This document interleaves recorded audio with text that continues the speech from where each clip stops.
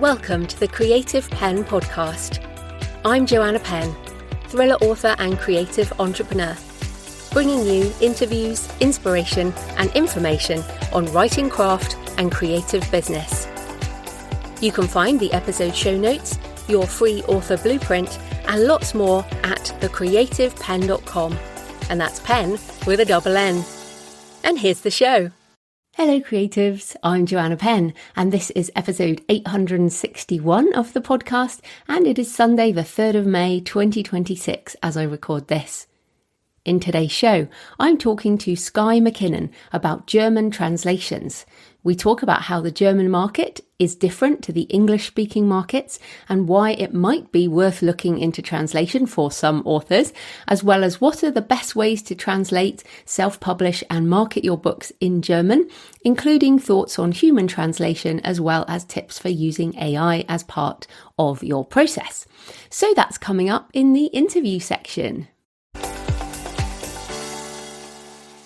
In writing and publishing, well, I sent out a question in my email newsletter this week. What unexpected turn has your creative path taken? And I've had so many interesting replies to this. One particular reply made me want to share as I understand the feeling. One author said that she feels like she may never write another book because she is just completely empty from the last one. It took everything to write and she feels an exhaustion at the thought of all the publishing and marketing tasks, and it all just seems too much. She is truly creatively empty and also not interested in the business side. So I thought I would talk about this a little bit and mention them separately. So there's creativity and business. So on the creativity side, the feeling of being empty creatively is it's not unusual. For me, it always happens at the end of a fiction project in particular, or also with memoir. I haven't really had it with non-fiction, the sort of self-help non-fiction, because it feels like that is a different kind of writing. But certainly emptying out all my ideas, all my creativity, everything is in the book and I am done. And there are several times over the last 20 years when I've thought, I will never write another story. I'll never write another novel. That is it. I have nothing left. But that is as it should be. Don't hold anything back. Give everything to the book and then rest. And here the gardening example is apt, as I did a big gardening session this week, planting and bringing out the pots. And what I found in the pots that had flowers and plants in last season is some of them were okay, but some of them had soil that was just dead. It was practically ash. There were no nutrients left. It was all used up in the last lot of flowers and growing season. But that's okay because I tipped it out and I used new compost and lovely nutrient-dense soil, and the flowers will bloom again this spring and summer, and so will you. Sometimes you need to repot yourself, whatever you take that metaphor to mean. Sometimes you need new soil or some watering or some care and feeding and time and rest, maybe some fallow seasons where you rest and let nature take its course, and that creative spark will light once more because we are just naturally creative. That's what we are as humans. So I didn't actually feel like that after Bones of the Deep. I am starting to feel that around this master's degree, which is quite interesting. I can tell you now I'm not doing a PhD, no thank you. But I really enjoyed the Masters, but I'm very much looking forward to 100% focus on my author business again. But I did start working on a new project this week as well, creative project. Not at all on my plan for the year, but as I have learned, my plans often are just laid by the wayside quite quickly. But it has sparked something for me, and I had a moment this week where I felt like this is the most important thing I can be working on creatively. It really is. So the working title is Reborn, and that's all I'm going to say for now. Most of my working titles don't carry through. And this is another standalone. I love it. I'm so excited all over again. And that spark has sparked for me. And what's funny, of course, is as this goes out, the Bones of the Deep Kickstarter ends today. And I do think there's something for me in closing a loop. I mean, yes, I have to fulfill it, but the book is completely done. The audiobook's done. Everything's done for that book. The loop is closed in my head. Some of you will read it and then the loop will be open over there. But for me, that book is done. And so the creative spark is available again. And so, yes, Reborn has got me working. And then just coming back to that question on the business side of things, there are two answers. So one, and I've been talking about this for a while now, which is you don't need your writing to be a business. It does not have to be. In fact, if you just write for the joy of creating things in the world, it is a worthy adventure in itself. And then you can just remove all the marketing tasks, remove all the stress of like, oh, how many books have I sold? Or how do I reach readers? And you can just have fun writing. But of course, if you do want to sort out the marketing and the business side of things, then I have found that the key is repeatable systems that work for you and your books and your lifestyle. So for me, that is using podcasting and email marketing, long form content, basically, instead of TikTok, writing to market, tons of paid ads. And also I have multiple streams of income, which takes the pressure off book sales, which you can dial up and down as you need to. So I just wanted to comment on that because I know how it feels. And when I saw my pots of dry soil, I mean, they weren't even soil anymore. I mean, they were dust. You feel creatively dry. You think nothing will ever grow there again, but you just need to refresh your soil, fill your creative well, and the flowers will certainly bloom again. Then into marketing things and talking about longer form content, it is interesting how many people are moving to Substack. And there were 2 podcast episodes about it this week that you might consider listening to if you are interested in using it. First of all, Orna Ross on the Stark Reflections with Mark Lefebvre. So Orna is the founder of the Alliance of Independent Authors and a good friend of mine. Mark is a good friend too. Both are experienced, extremely experienced authors with decades of writing and publishing and selling books. Orna writes literary fiction, mainly historical and poetry. Mark writes short stories and horror and a lot of non-fiction books about places in Canada. So you might know them in the publishing sphere, but they have a lot of craft as well. And on Substack's creative benefits, they talk about that it simplifies the creative process, allowing for a sharper focus on writing. Substack consolidates things like a blog, a newsletter, social media, and even membership services like Patreon into a single platform. So writers don't need to manage lots and lots of technical bits and pieces and actually spend more time creating content, reducing administrative and technical maintenance, which is great for everyone. Substack provides a nurturing and highly inspiring environment. Unlike traditional social media platforms, which often prioritize algorithms and are increasingly difficult to gain traction on, Substack integrates naturally with the creative process. I know, Orna likes the book nerd heaven filled with high quality discussions about books and writing, providing writers with input and inspiration, acting as an escape from the slop and endless scrolling found on other sites. I would add here that I don't think it matters which site you engage with, but you have to engage there. I mean, there's no point putting loads of stuff out on Substack if you don't engage in the discussions, read other people's newsletters, that kind of thing. So I do think, as with every other platform, your engagement and other people's engagement is related. Also, they discuss publishing directly to subscribers, such as serializing a novel, allows writers to receive immediate feedback. Knowing that real people are actively waiting for the next installment concentrates the mind and makes showing up to write a joyful experience, also giving a regular publishing cadence, which can help writers stick to a healthy routine. There are also flexible avenues for diverse creative expression. You can use tagging and segmentation so you can write across different things like serialized fiction, poetry, and non-fiction reflections, which is what Orna does. But does Substack sell books? Well, not specifically, as in it doesn't have a native bookstore. for directly selling books. Instead, authors use Substack to drive traffic to their external shops by linking out to them. Orna adds buy the book links at the end of her posts and notes that authors must manually build these pathways for their readers. So it does also allow monetization through paid subscriptions, but I know this, and many of you will know this, the percentage of people who are on my Patreon, for example, is a tiny percentage of my overall audience. So don't expect, if you have 100 readers on Substack, you're not going to get 100 subscribers. So you can listen to that entire interview on Stark Reflections on Writing and Publishing, wherever you're listening to this.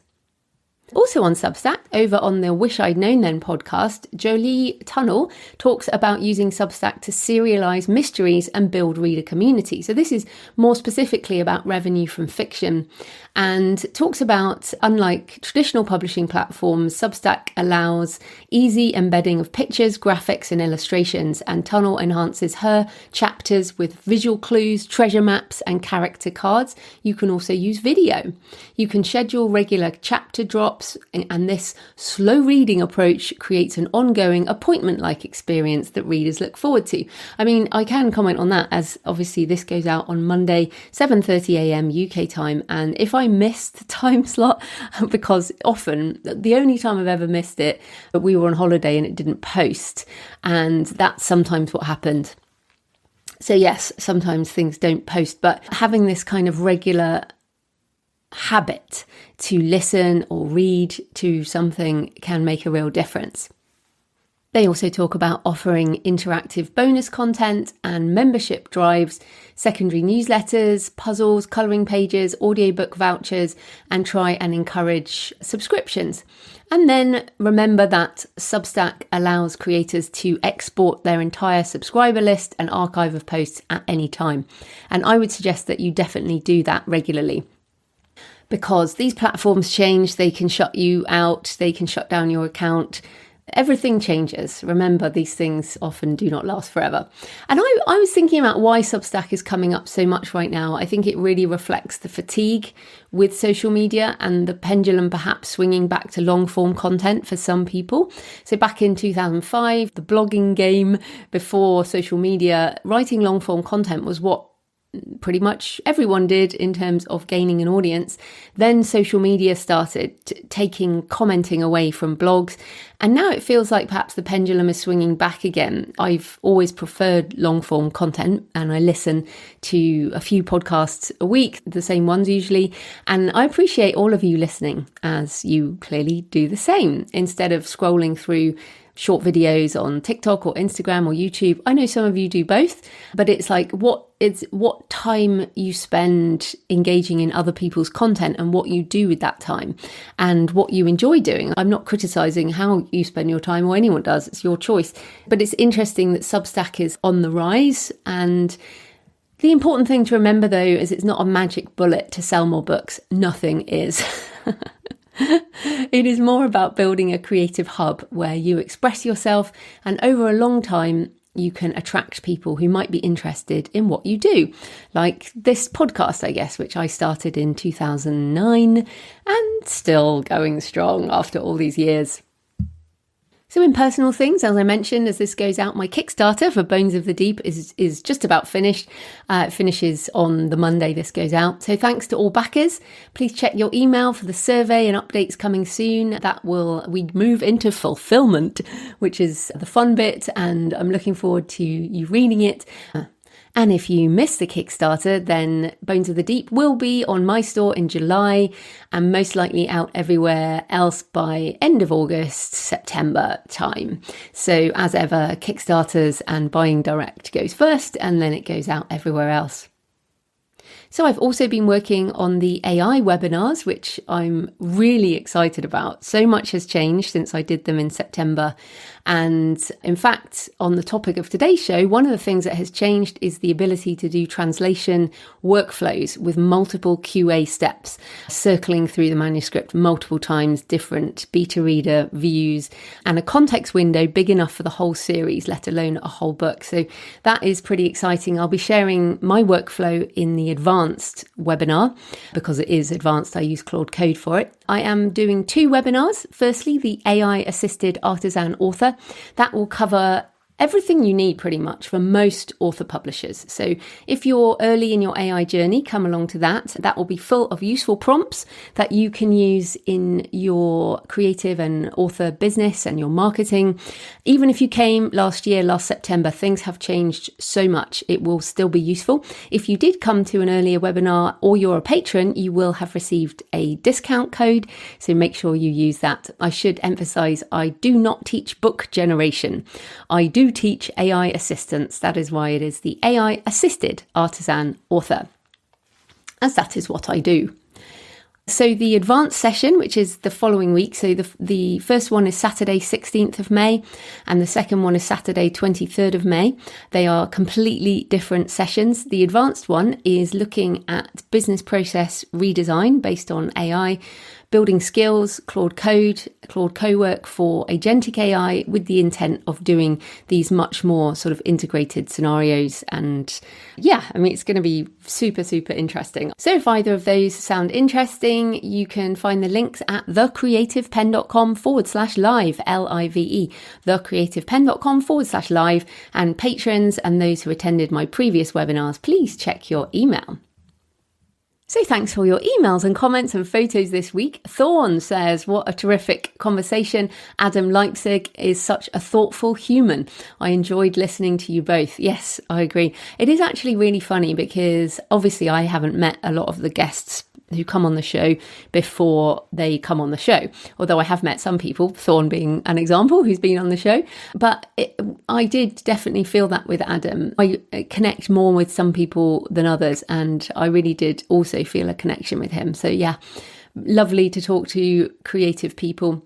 CJ Edmonds also sent a photo on X. Time for my end of the day walk, listening to the show. A beautiful Manila sunset over there. Thanks, CJ.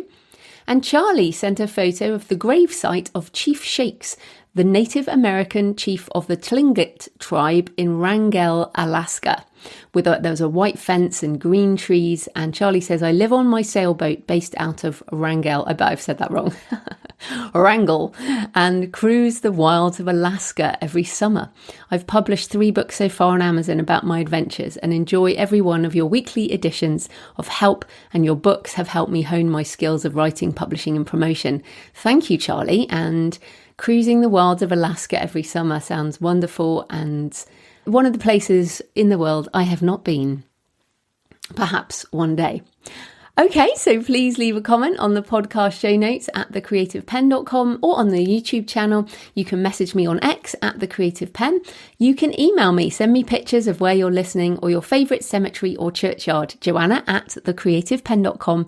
I love to hear from you. It makes this more of a conversation. And remember, that is my email. And if you get an email claiming to be from me, asking you for money, that is not me. Sure, if you sign up for my webinar, you have to pay, but I will not be emailing you saying, please pay to come on the podcast, which seems to be the current spam scam thing that is going around with my name and other people's names. That is not me, so be careful out there. Today's show is sponsored by Publisher Rocket, which helps you with keyword and category research on Amazon, which you need for your metadata when self-publishing, as well as generating lists of keywords for your Amazon ads. You can do this on Amazon, but it takes a lot more time and you have to think of all the different permutations to search for. You can also ask ChatGPT or Claude or Gemini, but they don't have all the data. That Rocket does. And I've found that Publisher Rocket saves me so much time and frustration that I use it for every book in every genre I publish. It makes the process easy, which, let's face it, is what we all need so we can get back to writing. You can use it to find keywords that readers actually type into Amazon search. You can also learn about other authors' sales with the competitor analysis, which I use to find categories I want my book to appear in. You can also use the reverse ASIN feature to see what keywords other books are benefiting from. And the ASIN is the number that Amazon assigns to things like Kindle books. This makes keyword research easier than it's ever been. Plus, you can discover best-selling book categories and niche categories which you can use to write to market if that's your thing, or you can find profitable keywords for Amazon ads and easily export them. Importantly, for today's show, you can search separately across different Amazon stores for US, UK, Germany, Italy, Canada, Australia, France, Spain, as well as ebooks, audiobooks or print, and in different languages: English, German, French, Italian and Spanish. Very useful for the translations that many indies are now doing. It is a one-time payment and you get 30 days money-back guarantee. You can start researching for keywords, categories and competition right away. Publisher Rocket is one of my must-use tools as part of my publishing process, and it is very reasonably priced. Go check it out at publisherrocket.com. That's publisherrocket.com. So this type of corporate sponsorship pays for the hosting, transcription and editing, but my time in creating the show is sponsored by my community at patreon.com/thecreativepenn. Thanks to the 17 new patrons who've joined this week, and thanks to everyone who's been supporting for months and years. If you join the community, you get access to all my backlist videos and audio on writing craft, author business, and AI tutorials. Last week, I shared prompt examples for how to make excellent infographics for your non-fiction book. The Patreon is a monthly subscription, the equivalent of buying me a black coffee a month or a couple of coffees if you're feeling generous. So if you get value from the show and you want more, come on over and join us at patreon.com, patreon.com/thecreativepenn.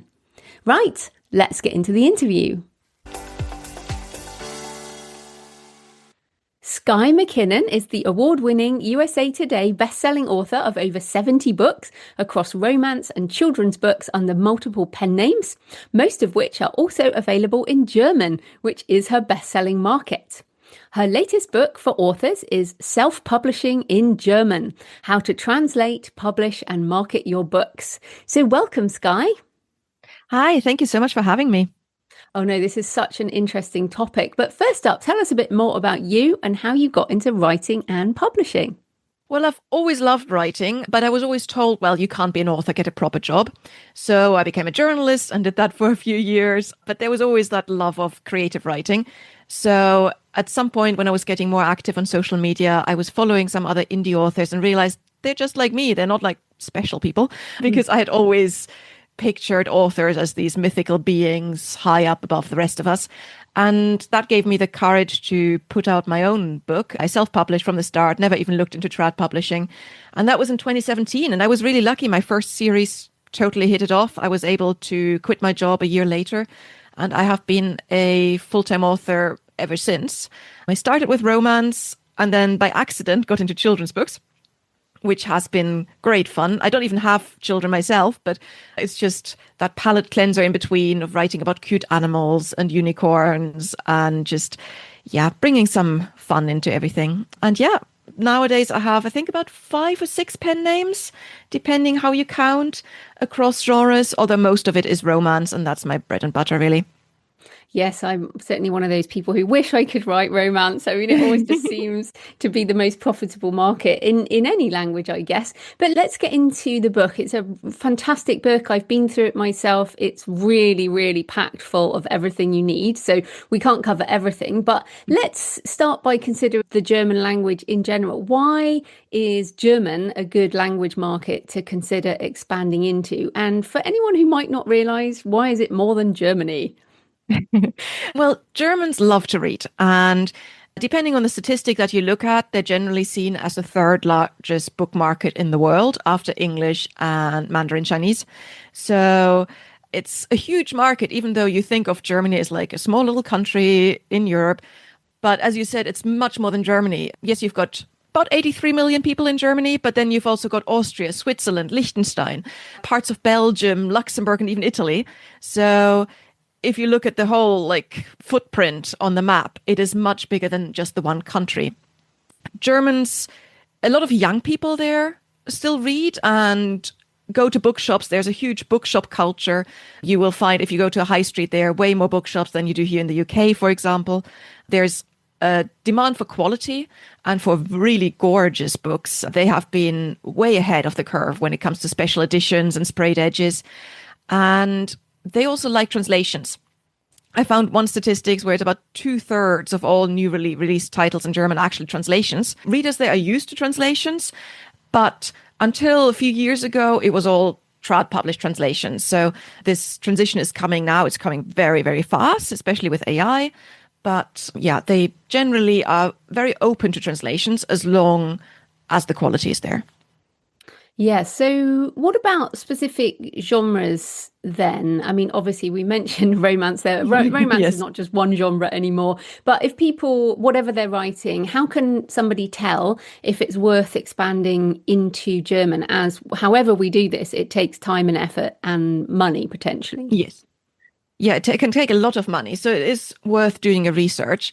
There's one easy way is just looking at your current sales and looking at how many books are you selling in Germany, Austria, Switzerland at the moment in English. And then that can give you an indication which of your books might be already quite popular there. And sometimes it's quite surprising. A lot of my books sell very differently in German than they do from the English version. So I've got one series that did okay in English and I almost didn't translate it. And the Germans is, I think it's my second best-selling series in German and has completely surprised me. So sometimes it's worth just experimenting a bit. But otherwise, obviously, as you said, romance is doing really well. But there's a few surprises. Like I had a chat with Drafted Digital and they gave me lots of information from their statistics. And they said that Westerns, like 40% of all the Western title sales on Drafted Digital are actually in Germany, which is just a huge percentage. In English. In across languages. And so Germans, to be fair, they love their Westerns. My dad in Germany, he has been watching these, Westerns I don't know for how many decades. And it is one of those things that is just really popular there. Another thing is anything that is set in other countries and really has the location as almost like a character. So there's lots of Cornwall, Scotland, different islands, but also mountains and cities. So if your book is set even in New York City, if it has a clear setting, if it could be any city, then that's not as important, but or not as good. But if it has a clear flavor of that city in your book, then that's also a good one to think about translating.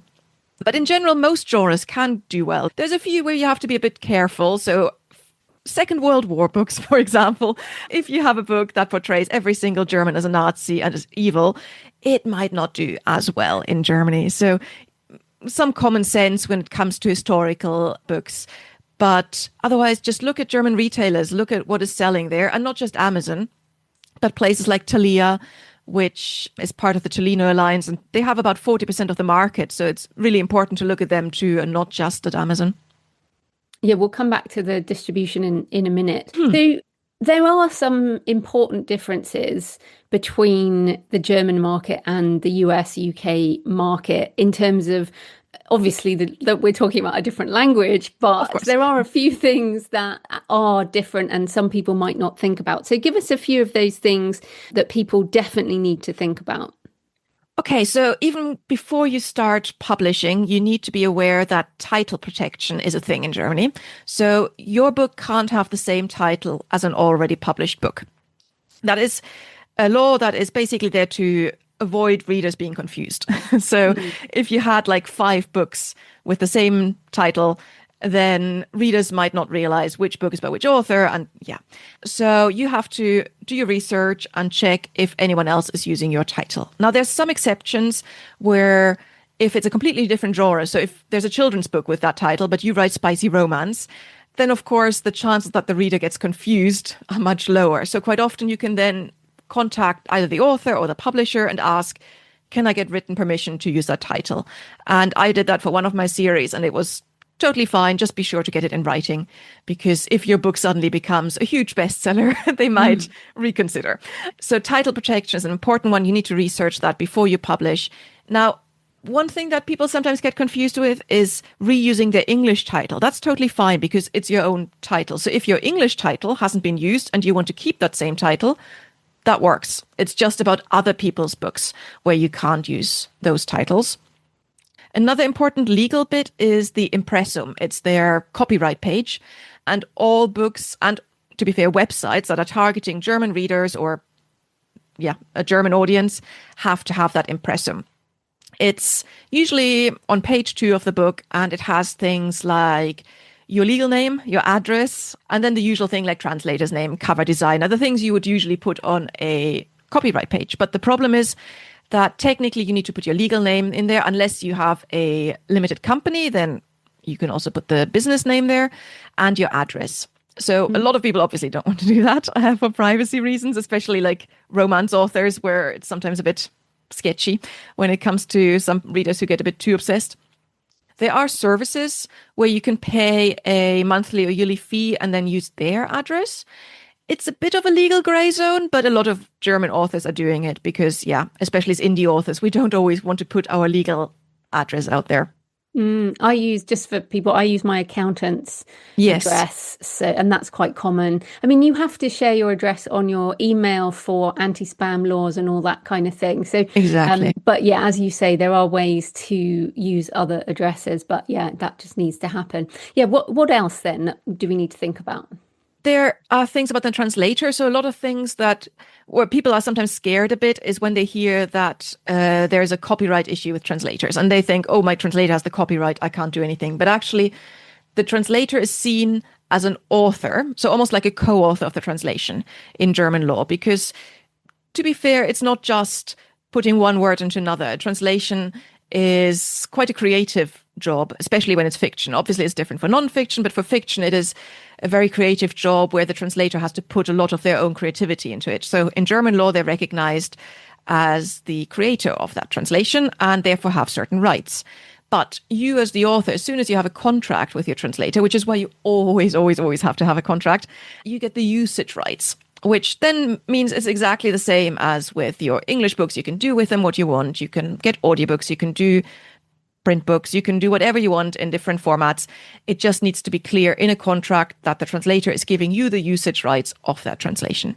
So that's something that people sometimes find a bit scary, but actually it's really simple. And translations have been done for so long. It's a normal thing. It's just called slightly different. It has to be set out in a contract. And just on that, that's when the translator themselves is in Germany, because if they are based somewhere else, still doing a German translation, that's not necessary. So that's something else for people to consider, is if they're like based in another country, then that's a different matter. Yes, definitely.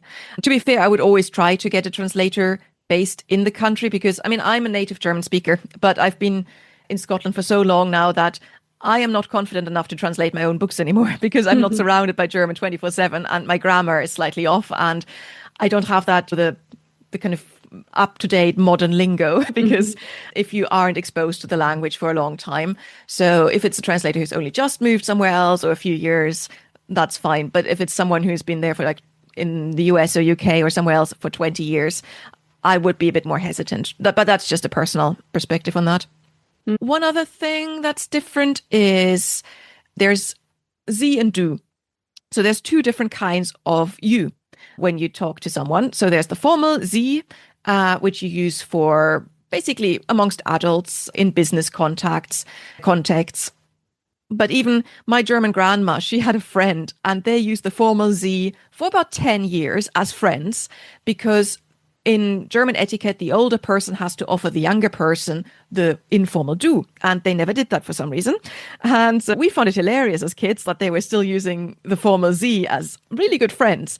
So there's an entire culture there that people who haven't been to Germany or haven't lived there for a while just find a bit difficult because there's so many little different unwritten rules about when you use Sie and when you use the informal Du. It's weakened a bit over the years, and nowadays even strangers would sometimes use the informal Du depending on the context.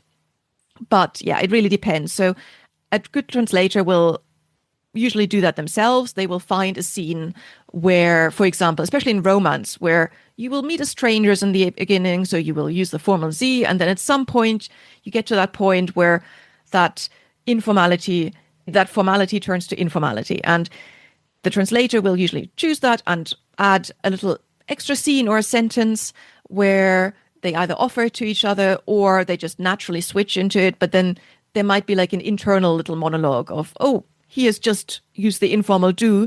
I guess we're at that stage, or I really appreciate that. And so just to make it more natural, because that's something I quite often see with AI translation where that doesn't happen. And readers get like confused. Why did they just switch from Sie to Du without any kind of acknowledgement of that? This is the same in Spanish Hmm. and other languages, I Yep. imagine. French as well, Italian too, I think. So yeah, it's a lot of European languages have this.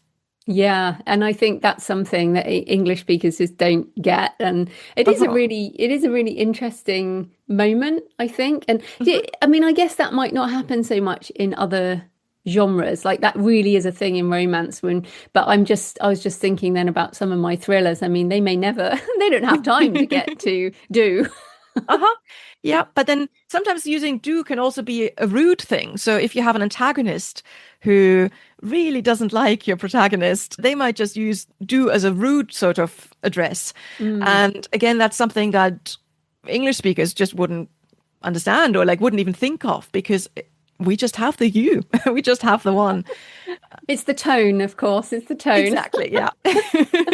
Okay, well, let's get into the actual translation of the books themselves. Now, over the years, I've worked with lots of humans. I've also licensed my rights. I've used different AI tools. I mean, there are tons, but as we record this, what are the options that are available? And I guess some tips on working with humans and finding humans, because it can be super pricey. And of course, most of us will never know about the quality until we publish it. Oh, yes, definitely.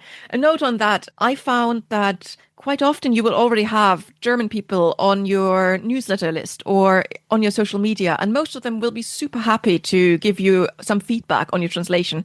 So that's something I've used a lot, not for German because I speak the language, but when I did French and Italian translations, I my French is, well, it used to be quite okay. It is passable at best now. So I would never feel confident enough to rate a translation. So I asked my newsletter list, are there any French people here who would be happy to read the book? I'll send you a free copy at the end and some swag. And there were a surprising amount of people who got back to me. And so the same applies to German and other languages because if you don't speak the language, you kind of sometimes lack the confidence of knowing if this is any good. And so getting some reader feedback is super helpful. But yeah, finding translators for humans, the easiest, of course, is word of mouth. And I'm a big fan of that because you get instant feedback whether someone is good or not and whether it's easy to work with them. Then there's also freelancer platforms. Readsy is one where everyone is vetted, so that's pretty good. But there's tons of other ones like Upwork and Fiverr. But there you have to do all the vetting yourself, so that takes a lot more time and effort. There's also more and more agencies, translator agencies who specialize in doing indie book translations. There's Literary Queens, there's Valentine Translations, there's tons of them.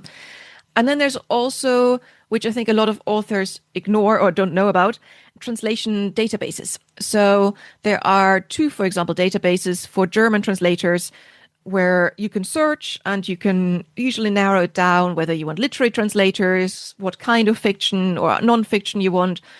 Because an important thing is a literary translator is very different from a just box standard translator who translates birth certificates or formal documents. You want someone who has experience with fiction, if you write fiction, who knows about just adding drama through language. That sometimes, for example, when you have an action scene, you might want shorter sentences. And if you have someone who doesn't know about stuff like that, they might just think, oh, in German, it sounds really nice to have this really long sentence. So stuff like that, it's just those little nuances where having an experienced literary translator is a big bonus. There are some platforms that do royalty split translations that have been quite popular in the past, but most of them I wouldn't really recommend because you don't get those professional translators there. You usually get people who speak the language but don't really have much experience, and so you might end up with a pretty bad translation, or people might just be using AI translations without telling you. If you use a human translator, always get a sample because it's, yes, they might have the big amazing credentials, but until they've actually translated one of your books or a scene from your book, you don't really know how good they are. I like to always use, if I write romance, I give them a slightly sexy scene because sex scenes show you if someone can translate or not. It's just what I found. Because if it sounds absolutely awkward or more like mechanical rather than sort of emotional, spicy thing, then that's a clear point for me to say, no, thank you. I'll look for someone else. So action, sexy scenes, really emotional ones, dialogue that has a bit of colloquial language or humor. those are good scenes to choose as a sample, because that really shows you if a translator can do their job or not. And then again, have some German people from your list give you some feedback on that. Also, if you work with human translators, always try to make sure that they will be available for your entire series, because and not even just a series, if you have lots of books, try to grab that translator, lock them in your basement and never let them go, because you want their style for all your books. Just like you have a style as an author, translators have a style, and that will always shine through. As much as they try to be as honest and like as close to your original, a bit of their style will always come through. And so it helps to have the same translator for at least the same series, preferably for as many of your books as possible. So you really want to tell them in the beginning, this series had like 9 books. I want you to do all of these. Even if we only do a few of them at the beginning, are you available to do the rest later? Because you don't want to end up with having to find a new translator in the middle of the series. And then it gives you a whole lot of extra work with trying to first have a world Bible that explains which words, for example, get translated and which get left as the original and stuff like that. So that's a lot of extra work. When it comes to non-humans, it's very different, because of course you don't need to do all that vetting, because yes, tools have different capabilities and abilities, but yeah, in the end, if you put your translation into a translation tool, you will always get a slightly different output in the end. And so it's not quite the same way. You need an entire vetting process. So just on the human translation, I think I'd be right in saying that every single author in the world would love to have the best human translator translating their book, whatever genre it is. I mean, that would just be amazing for all of definitely. us. But let's face it, that's extremely expensive. So let's say I've got a 70,000 word thriller, how much money are we talking about? Like a sort of approximate, so people know what that might be. Usually it goes by word, but by word in the target language. So it depends on the translator, but traditional translators usually go by the target language, because that's what they actually do as their output. The average at the moment is anything from about 7 to 9 cents as sort of the medium price. You will find cheaper people, and that's Euro cents. You can go up as high as you want, really. I have definitely seen translators who charge 15 cents and above per word, but those will usually be the ones who have worked with a lot of trad publishers who are used to being paid like that. Although even in trad publishing, the rates are going down, and with more and more authors wanting translations, I think in general, rates are luckily going down. Good for us, not so good for the translators. But yeah, you're definitely looking at the thousands, even if you translate novellas usually. And then depends, some translators have editing included. Sometimes they don't. A lot of them will have cooperations with other translators, where they then give the translation to another translator for them to edit it. Sometimes that's included in the price, sometimes it's extra, but always make sure it gets edited, because just like when we write a book, it will never be exactly perfect. And I say that as someone who writes very clean, because I have a journalism background, so I used to write really fast and clean for deadlines. But there will always be a few typos that just wriggle their way in, and typos are evil like that. So yeah, it's the same with translations. Yes, so we're probably looking at 2,000 to 10,000 pounds, dollars, whatever, euros. Yeah. We're talking about quite a lot. And this is the main reason, I think, that now with AI becoming a lot better, that people are now looking at this. Now, originally, I don't even know, probably 8 years now since I did my first, might even be a decade or more. I did at some point do a version in DeepL, which was an early AI translation tool, non-fiction, and then paid a German editor, to then edit that in German. And those books still get good reviews, but now people are looking at options like GlobeScribe and Scribe Shadow, or even just using Claude or ChatGPT. And I'm actually working at the moment on a Claude code pipeline, lots of different QA passes. And that's been really interesting for me, because I can say, okay, now you're a reader who likes these kind of books, read it for that. And because we can now put really big books in, I can actually get a lot of really interesting feedback. So I feel like there's a lot of potential with AI, but potential for good stuff, potential for bad stuff too. So talk a bit about that and what to watch out for. Okay, so I'm very much pro AI and I use AI in lots of different things in my business. So just to preempt that I'm not anti AI when it comes to anything. However, with translations, I'm still a bit wary just because I have seen a lot of bad AI translations. And to be fair, I've experimented with myself or one of my other pen names, and it was readable. It was definitely readable. It had sometimes beautiful, gorgeous prose, really. But there were occasionally, quite often even, bits where I stumbled as a native speaker, where it's readable and if I'm like, just need a little quick book in between, I would be mostly happy with that. I would read that. It's the same as some of the in early KU where you found a lot of bad quality writing, but you just wanted to read it because the story was pretty good or because you were reading it in KU, and so it didn't really matter that much. So there is that spectrum of quality where you have yes, it's good enough to read, but is it good enough to be like up to your standards? And that's a decision that everyone has to make for themselves. If they want the same quality that they did put into their English book, or if they are fine with just offering that book to a new audience, because maybe you wouldn't be able to do it otherwise. And I totally see that. Translation is so expensive. I don't even know how much I have spent on translations over the past few years. I'm lucky that most of my books make it back within the first weeks or months. I've never had a book that didn't make its money back, but I have heard a lot of people where that's not the case. And it is a lot of investment. And I would never tell someone to go into debt or anything to do translations. Like, do it when you're at a time where you can afford it, or where you can also afford the loss if it doesn't work out. Now, AI has changed that slightly because it now opens it up to almost anyone. Yes, some of the translation tools, AI tools, are a few hundreds, but if you do it, like you said, in Claude or ChatGPT or something where you already have a subscription, it can actually be quite cheap. You can do it for a few dollars. Or pounds. By the way, I love having someone in the UK. I'm so used to automatically saying everything in dollars, but actually I should be using pounds.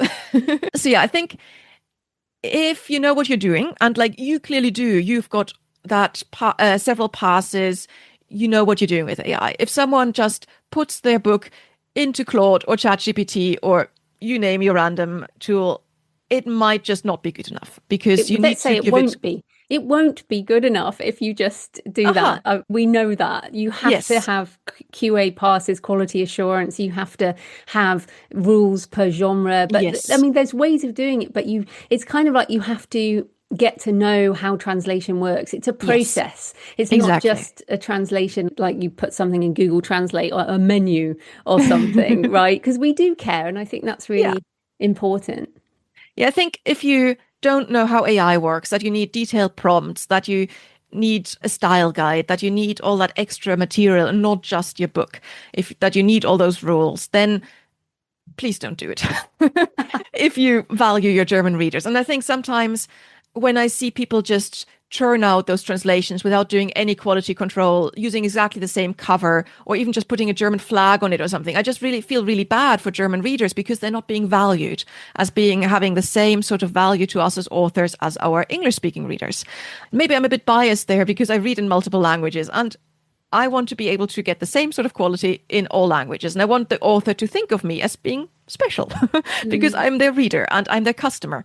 So I think we are on the way where AI translation can be almost autonomous. I would personally always have a human look over it, just because even with I know what I'm doing and I'm almost happy with my translation system that I've built now in AI, but it still needs that human touch for a few things. It still needs me to tell the AI, for example, this is where we switch from Sie to du. This is where I need you to keep these words in. For example, I write a lot of Scottish books. And so words like glen or loch, they are words that I want the same in my German translation. I don't want it translated to the German equivalent of lake because that just misses that Scottish context. And things like that, it needs that instruction. A human translator will usually know that and chat to you about which words do you want to keep, which ones do you want to have translated. AI just needs our guidance, our helping hand. And if we don't know enough about the target language, we just miss knowing that. Now, there's a lot of tools like that do it all for you, basically, where they set up all these rules. Again, I think many of them are at a very advanced stage now. But AI isn't perfect and it likes to hallucinate. It likes to add random things. And so I will always still have a human touch to it at the end, even if it's just a quick edit. Now, I think a lot of people think that they just need a proofread after that, but AI doesn't really make typos, or not to an extent that humans do. So proofreading isn't really the thing that's needed for an AI translation. It is actual editing where you go for the style, the phrasing, and sometimes the context, because there's one example I always like to give. I have an alien romance where they go on a honeymoon, and because he's an alien, she's human, and so he misunderstands and thinks she wants to go to an actual moon. And so it's a little pun in the book, but it doesn't work in German at all because the word honeymoon has nothing to do with moons or planets in German. So if an AI would probably just try to translate that in a way that's quite close to the original. But my German translator, she had to come up with several different ways of fixing that issue, because humor is hard, and it's hard even for humans to get the humor translated in a way that is still funny, but also culturally appropriate. And I think if you have a book that is full of puns, and it gets harder with AI. I'm not saying it's impossible, but it needs a lot of hand-holding.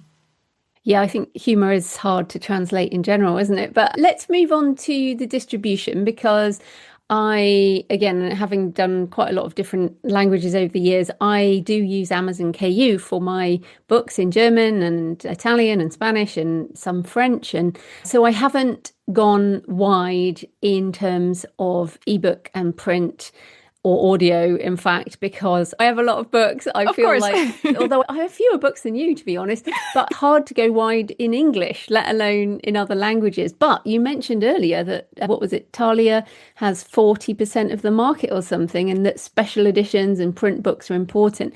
So what are the decisions we have to make around the actual publishing? So in Germany, they did a really cool thing, and I wish they'd done that in other countries. So when the bookshops saw that Amazon was growing and posing a threat to them, not just with print books, but also with ebooks, a lot of the German bookstores got together and they formed the Tolino Alliance. They have big book chains like Thalia, Hugendubel, but also I think it was over 1,500 indie bookshops that all got together, and they all support this ecosystem for ebooks, which means they all share the same e-readers, they share the same sort of back end for the shops, which made it really easy for them because they didn't all have to develop an ebook system, and it saved them a lot of money. It made it really easy to tell readers, this is the Tolino system. You can get your books at our bookshops for that, but you can read them on your Tolino e-reader no matter where you get the books from. It's actually the e-readers, the Tolino e-readers are the same as Kobo e-readers, just rebranded. So yeah, they've got that big advantage there, that these independent or even book chains got together. And now it's hard to find numbers because Amazon doesn't really like to share their numbers, but it's about 40% of the German ebook market, which means it rivals Amazon. They have about the same. And then the rest is split by Apple Books, Google Play, and some of the smaller players. So it is a huge chunk of the market. Now, I'm wide with pretty much all my English books. And so for me, I looked into KU, but then when I saw that, it was like, I'm going to miss out on 60% of the market. Even if Amazon has 45%, that's still a big chunk. And I didn't want to miss out on that. And so I decided to go wide. And to be fair, I haven't regretted it because Tolino are amazing to work with. I like to compare them to Kobo because they have a really lovely human team where you can just email them and tell them, I've got a new release coming up, and they will put you into different promos, and it's all free. So and their so marketing. Just on that, can you publish direct to Tolino, or do you use like Draft to Digital? Yes, you can publish direct to Tolino, and that's actually the best way of doing it. You don't have access to their marketing opportunities if you use a distributor. So the Tolino dashboard, annoyingly, is all in German, but by now every browser has a translating plugin built in. And I know lots of authors who don't speak a single word of German who navigate Tolino very successfully. They started doing with only ebooks in the beginning. And then about 2 weeks after the first edition of my book on German translations was published, they introduced print books, which meant my book was immediately out of date. I was fuming. But But this time they introduced audiobooks a few weeks before my Kickstarter launch for the second edition. So this time the audiobook part is included. And I was very happy about that because, yeah, it was a pain to just tell everyone, well, this book is out now, but it's actually missing a big part of how to do print books in Germany. So Tolino does print, ebooks, audiobooks. And of course, just because if you're in KU with your ebooks doesn't mean you can't publish your print books via Tolino. And I highly recommend that because IngramSpark, which I mean most of us indies use for distribution for print books, doesn't get you into the German bookstores. They used to. And then German stores have fixed price laws where books have to be the same price in all stores. And Ingram kept going against that. They kept sending them the wrong prices. And so German bookstores at some point just said, nope, we've got enough of this. We no longer take books from IngramSpark. So now Tolino, in my opinion, is the best way of getting your books listed in German online bookstores, but they can also help you get into brick and mortar stores. One of my books was featured by them, I think 2 years ago, and it was like in 300 or something of their shops all across Germany. It had like its own little pedestal and it was amazing. So yeah, Tolino, they love working with their indie authors. They also love romance, which is always a bonus because some stores are more prude than others. And it's really easy to work with them. They speak perfect English, so you can do all your communication outside of their dashboard in English. So Tolino is great. Now their audiobooks, that's a very new feature. Until they did that, it was much harder for German audiobook distribution because places like InAudio, former Findaway, and other distributors wouldn't get you into the Tolino Alliance stores for audio. And again, that's a big chunk that we were missing out on. And I was always looking for ways to get my German audiobooks into those stores. But the German distributors that I found were really difficult to upload to be honest. And I'm a very technical person, but it challenged even me. So I did not like that experience at all. At some point, I really just gave up and wanted to throw my computer out of the window.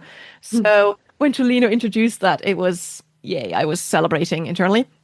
The only problem with their distribution at the moment for audio, because it's so new, is that you can't exclude any shop. So it's all or nothing. They will get you into all the different places, including Audible, Spotify, you name it, lots of different streaming services and retailers, but you can't exclude any. So while they don't actually want exclusivity, if you published it yourself at the same time through ACX or InAudio or something else, you would have duplicates. And of course, we try to avoid those to make readers happy. That, is it human narration only, or do they also accept AI narration? They accept AI narration. The thing with Tolino is that they want everything made very clear. If you publish any books with them that have an AI production aspect, you need to put that into your impressum. Or for audiobooks, there's a box to take to make it clear. So they are open to it all. You just need to declare it. Yeah, which I think should be true everywhere, to be fair. Oh, definitely. And a lot of German distributors, while I was researching for this book, one thing I always looked at is, do they need you to declare your AI use? And more of German distributors and retailers now want you to do that. So I think that's the way it's going. And it's not as a judgment thing. I think it's just making it clear to readers. In Germany, it's all about transparency. That's why there are all those laws with GDPR. Everyone will have heard about that one by now, but there's lots of other laws where it's all about the consumer rights and the transparency, and that's one of them. So is there anything else in the distribution side we need to think about?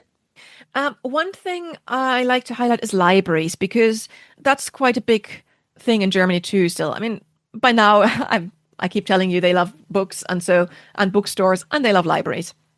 And some of the ways we get our English books into libraries, like a distributor like Drafted Digital for Overdrive. Overdrive is growing in Germany, but there are other systems like Onleihe, just to name one, and you can't get into those through, for example, Drafted Digital or even Publish Drive and Streetlib. And so Tolino gets you into those. And there's also subscription platforms that are growing. I think it's the same as in the English-speaking market. People love a subscription. And I mean, I love them. I just don't like exclusivity. So I very much support any subscription platform that doesn't require me to be exclusive to them. And Skoobe is one of them. They used to be an independent platform, and then the Tolino Alliance bought them. And so now they're integrated into the Tolino stores, which means it's really prominent. Basically, anytime you go to an ebook on, for example, Thalia, it will have a banner there. You can also get this in our subscription. So it's taken a while to grow, but actually in December, I'm now made more with their subscription program than I made in book sales. And I think 3 of my books were like in their top 10 in December. So to be fair, that was a pretty good month, but it definitely shows that it can take a while to grow these subscription platforms. But when you do, it can be really successful and it can be very much worth it. So I highly suggest looking into those sort of platforms too, not just the standard retailers and the platforms that you're already used to. No, that's fantastic. Right, so we've now got translations, they're on the various stores, and then just like in English, one of our next challenges is actually marketing the books. Now, this then becomes another challenge because one of the reasons I am in KU for foreign languages is because you get the 5 days for free and you can do Amazon ads. I mean, you can do Amazon ads for wide books too, but I mean, it's kind of easier to know that there's some options for marketing at all, and I don't do email marketing. I don't do social media. So I'm pretty bad at marketing in foreign languages. So what are your suggestions for those who want to do more active marketing in German, especially, or even if I guess we don't speak German, so it can't be all the personal stuff, but are there also advertising things like BookBub, or what are our options basically? Okay, there's quite a few things. It's not quite as easy as in English, of course, but I think sometimes you have to remember that you already have most of the material for marketing. When you released a book, you will have made graphics in English and you will have written a newsletter and you will have done some social media posts, and all that material is already there. So you don't have to reinvent the wheel. You can just translate that. And for that, AI translation is really good because it's very quick. You don't have to bother your translator. You can just get that done. So I think that's what I had to remember, because in the beginning I did everything from scratch and it took me forever and I was hating it. And then I realized, well, I couldn't just look at the newsletter I wrote 3 years ago when that book released in English and translate that. And then that's done within a minute and I can send that out. So I think remember that you have a lot of content already.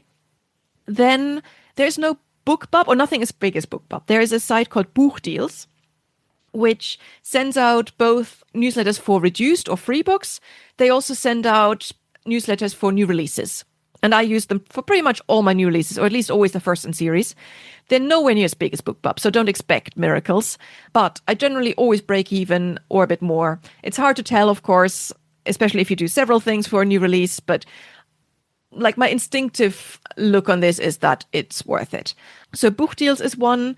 There's a few other promo sites, but to be honest, I've not really found any of them to give me a positive ROI. So yeah, I experiment with them occasionally, and I listed them all in my book just for completeness, but BookDeals is the big one. Then there is LovelyBooks, which is the German Goodreads. Some Germans also use Goodreads, so always make sure to have all your German books listed there. But LovelyBooks is the big one. I love that place because people are so much kinder than on Goodreads. I avoid Goodreads completely. If I need a review, I send my assistant there to look at reviews. I don't go there. It is scary. LovelyBooks, the name is kind of telling. It is a more lovely place. People are generally more friendly. They are probably a bit more critical when they write reviews than they are on retailers, but I have found it really nice to build a community there. And you can do these book clubs where you give away a copy of your book, either as print books, or I always do ebooks because I don't want to send books to Germany. And then people discuss the book as a sort of book club, and then they review it at the end. And I have had great success with that. I've built up a community of readers who will now buy my books too, even if they don't get them for free. I found some better readers through that. So I love LovelyBooks. The annoying thing again is it's in German. However, their support all speaks English and you can email them with questions. They're really good. Even if you don't plan to run any book clubs or anything like that because you don't speak the language, I would always advise to just set up an author profile there because it makes it easier for your books to be found. You can track reviews, you can track reads. And so that just gives you an extra place to kind of get more visibility for free. Ads are, there's not much difference there compared to what you do for your English language books. The one thing is with Facebook ads now, because of EU data protection laws, it's much harder to target because people can opt out of ads and targeting. So But in general, cost per click ads are cheaper than in the US or the UK. So that's a bonus. BookTok is big and only growing there. I don't really do social media for my German books because I just don't have the bandwidth. So I'm like you there. I wish I could. And I know some people who outsource that. In an ideal world, I would have a social media account for every single language, but it's not an ideal world. And I just have limited hours in the day. But even just creating an account so that people can tag you, that people can find you, can already be a good start. And then one thing actually that's not maybe a marketing strategy as such, but something I like to highlight is pre-orders. So if you write in series, always make sure that the next books in your series are up for pre-order, because German readers have been burned so many times by authors or even publishers who just translate the book one in a series and then stop. And so they are quite hesitant sometimes to start a new series when they see it's book one of something and they don't see the next book up for pre-order. To be fair, it's similar in English. I always make sure to have a pre-order up for the next book because of that, because there are people who would just not read the series until it's complete or until they know it will be complete at some point. So always set up a pre-order if you can, of course. Don't set it up when you don't actually know when your translation is being done, or choose a date far in the future, but just make it very clear to your readers that you are intending to translate the entire series, that you're not going to disappoint them, that they're not just wasting their money on a book one only to never find out what happens next. Fantastic. Well, this is a big decision for people to make, I think, because also there's no point in doing one book in German and then not doing anything else in the same way as doing one book in English or any language. You have to think about investing in an audience. So lots for people to think about. The book is fantastic. It's called Self-Publishing in German. So where can people find you and your books online? Well, for my author-facing thing, you just go to skyemackinnon.com/authors. And there you find the book about German translations. You also find more information on what I do. You can book consultations with me. I love doing those one-to-ones, especially about translations, because you can really dive into someone's catalog and look at what would be a good strategy for someone rather than just in general. Otherwise, it's skyemackinnon.com for all my romance. If you want adorable children's books, it's islawinter.com, and winter with a Y. Brilliant. Well, thanks so much for your time, Skye. That was great. Thank you so much for having me. So I hope you found the interview with Skye interesting and useful if you are self-publishing in German or indeed other languages and country markets. Let me know what resonated. Please leave a comment on the podcast show notes at thecreativepenn.com or on the YouTube channel, or email me, joanna@thecreativepenn.com. Also, please send me pictures of where you're listening or your favourite cemetery or churchyard. Coming up this week, I've got an in-betweeny-sode on AI, creativity and the future of publishing with Nadeem Sadek, who runs a company called Shimmer AI, which does AI-powered advertising for mainly traditional publishers. And yes, traditional publishers are using AI in their marketing. So next Monday, we're back on Writing Craft as I'm talking to Sarah Kaufman about verbs. Yes, verbs, and how to write more strongly with them. In the meantime, happy writing, and I'll see you next time. Thanks for listening today. I hope you found it helpful. You can find the backlist episodes and show notes at thecreativepenn.com/podcast. And you can get your free author blueprint at thecreativepenn.com/blueprint. If you'd like to connect, you can find me on Facebook and X at The Creative Penn, or on Instagram and Facebook at JFPennAuthor. Happy writing, and I'll see you next time.